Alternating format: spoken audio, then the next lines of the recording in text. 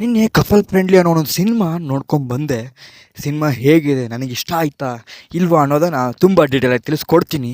So video ಕೊನೆವರೆಗೂ ನೋಡಿ, ಇಷ್ಟ ಆದರೆ ಮಾತ್ರ ಸಬ್ಸ್ಕ್ರೈಬ್ ಮಾಡಿಕೊಂಡು ಸಪೋರ್ಟ್ ಮಾಡಿ.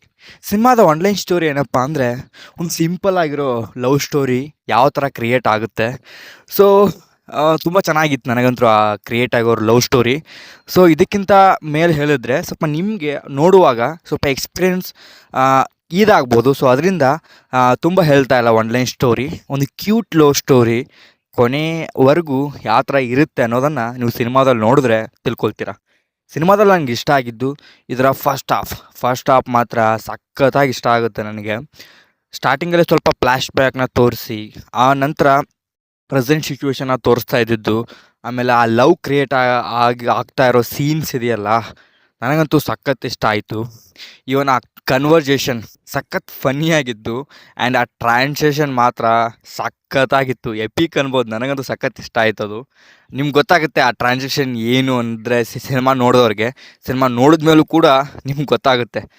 ನನಗಂತೂ ಸಖತ್ ಹೆವಿ ಇಷ್ಟ ಆಯ್ತು ಅದು. ಇವನ್ ಆ ಕ್ಯಾರೆಕ್ಟರ್ಸ್ ಬರ್ಕೊಂಡಿರೋ ರೀತಿ ನಂಗೆ ಸಖತ್ ಇಷ್ಟ ಆಯಿತು. ಇವನ್ ಅವ್ನು ತುಂಬ ಸಿಂಪಲ್, ಯಾಕೆ ಏನು ಅವ್ನಿಗೆ ಕೆಲಸ ಸಿಗ್ತಾ ಇಲ್ಲ, ಇವರು ಕೂಡ ಕೆಲಸ ಹುಡುಕ್ತಾ ಇದ್ದಾರೆ. ಸೊ ಆ ಕನ್ವರ್ಜೇಷನ್ ಆ್ಯಂಡ್ ಆ ಕ್ರಿಯೇಟ್ ಆಗಿರೋ ಲವ್ ಸ್ಟೋರಿ ಸಖತ್ ಹೆವಿ ಪ್ಲಸ್ ಪಾಯಿಂಟ್ ಆಗುತ್ತೆ ಈ ಸಿನಿಮಾಗೆ. ಆ್ಯಂಡ್ ನನಗಂತೂ ಸಖತ್ ಇಷ್ಟ ಆಯಿತು. ಇವನ್ ಸೆಕೆಂಡ್ ಹಾಫಲ್ಲೂ ಕೂಡ ಸಿನಿಮಾ ನಮಗೆ ಒಂದು ಇನ್ನೊಂದು ಎಕ್ಸ್ಪೀರಿಯನ್ಸ್ ಕೊಡೋಕ್ಕೆ ಮೇಂಟೈನ್ ಮಾಡಿದ್ದಾರೆ. ಅದು ಕೂಡ ನನಗೆ ಸಖತ್ ವರ್ಕ್ ಆಯಿತು. ಇವನ್ ಆ ಕ್ಲೈಮ್ಯಾಕ್ಸ್ ಸಖತ್ ಇಷ್ಟ ಆಯಿತು ಅಲ್ಲಿ ತೊಗೊಂಡಿರೋ ಸ್ಕ್ರೀನ್ ಪ್ಲೇಗೆ. ಆ್ಯಂಡ್ ಅಲ್ಲಿ ಸ್ವಲ್ಪ ನಮಗೆ ಎಮೋಷ್ನಲ್ ಟಚ್ ಕೊಟ್ಟು ಎಂಡ್ ಮಾಡಿದ್ದಾರೆ. ನನಗಂತೂ ಸಖತ್ ಇಷ್ಟ ಆಯಿತು. ಎಲ್ಲೆಲ್ಲಿ ಕಾಮಿಡಿ ಉಂಟಾಗುತ್ತೋ ಅಲ್ಲಲ್ಲಿ ಕಾಮಿಡಿನ ಹಾಕಿ ನಗುನ ತರಿಸಿ ಒಳ್ಳೆ ಲವ್ ಸ್ಟೋರಿನ ಕ್ರಿಯೇಟ್ ಮಾಡಿ ಸಿನಿಮಾನ ಮಾಡಿದ್ದಾರೆ. ಸಖತ್ ಇಷ್ಟ ಆಯ್ತು ನನಗಂತೂ. ಈವನ್ ಪರ್ಫಾರ್ಮೆನ್ಸ್ ಕಡೆ ಹೋಗಿದ್ರು ಕೂಡ ಸಂತೋಷ್ ಅವರು ಕೂಡ ಆ ಪಾತ್ರವಾಗಿ ಆ್ಯಂಡ್ ಒಬ್ಬ ಮಿಡಲ್ ಕ್ಲಾಸ್ ಹುಡುಗ ಯಾವ ಥರ ಇರ್ತಾನೋ ಅದೇ ಥರ ಇದ್ದರು. ಇವನ್ ಎಲ್ಲ ಕೂಡ ಸಖತ್ ಡಿಟೇಲಿಂಗ್ ಆಗಿ ತೋರಿಸಿದ್ದಾರೆ, ನೀವು ನೋಡಿದ್ರೆ ಗೊತ್ತಾಗುತ್ತೆ. ಆಮೇಲೆ ಮಾನಸ ವಾರಣಾಸಿ ಅವರು ಕೂಡ ನಂಗೆ ಸಖತ್ ಇಂಪ್ರೆಸ್ ಆದೆ ಅವ್ರನ್ನ ನೋಡಿಬಿಟ್ಟು ನಾನು. ಆ್ಯಂಡ್ ಚೆನ್ನಾಗಿ ಇದೆ ಅವ್ರ ಕ್ಯಾರೆಕ್ಟರ್ನ, ಅವರು ಕೂಡ ಸಖತ್ತಾಗಿ ಮಾಡಿದ್ದಾರೆ, ನ್ಯಾಚುರಲ್ ಆಗಿತ್ತು. ಆಮೇಲೆ ಇದರ ನೆಗೆಟಿವ್ ಕಡೆ ಹೋಗೋದಾದರೆ ನನಗೇನು ಅಷ್ಟೇನು ನೆಗೆಟಿವ್ ಅಂತ ಅನ್ನಿಸ್ಲಿಲ್ಲ. ಇವನ್ ಸ್ವಲ್ಪ ಸೆಕೆಂಡ್ ಹಾಫ್ ಸ್ವಲ್ಪ ಬೆಟರ್ ಆಗಿರ್ಬೋದಿತ್ತು. ನಮ್ಮ ಸೆಕೆಂಡ್ ಹಾಫ್ ಚೆನ್ನಾಗಿದೆ ಅಂತಲ್ಲ, ಸಖತ್ತಾಗಿದೆ. ಬಟ್ ಫಸ್ಟ್ ಹಾಫ್ ಕೊಟ್ಟಂಥ ಕಿಕ್ ಸೆಕೆಂಡ್ ಹಾಫ್ ಕೊಡಲ್ಲ ಅಷ್ಟೇ. ಸ್ವಲ್ಪ ಎಮೋಷ್ನಲ್ ಟಚ್ ಇದೆ.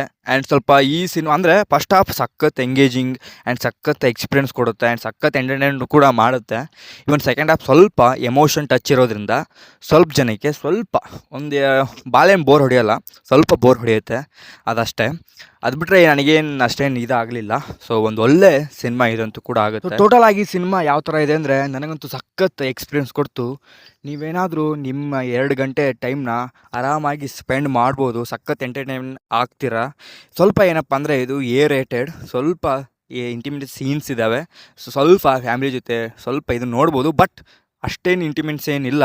ಫ್ಯಾಮಿಲಿ ಕೂಡ ಸಖತ್ ವಾಚ್ ಆಗುತ್ತೆ ಈ ಸಿನಿಮಾ ಅಂತ ಹೇಳ್ತಾ, ಸೊ ಈ ಕೊನೆವರೆಗೂ ಕೂಡ ವಿಡಿಯೋ ನೋಡಿದ್ರೆ ಪ್ಲೀಸ್ ಲೈಕ್ ಮಾಡಿಕೊಂಡು ಅದ್ರ ಸಬ್ಸ್ಕ್ರೈಬ್ ಮಾಡಿಕೊಂಡು ಸಪೋರ್ಟ್ ಮಾಡಿ ಅಂತ ಹೇಳ್ತಾ ಮತ್ತೆ ಸಿಗುವ. Signing off Karthik.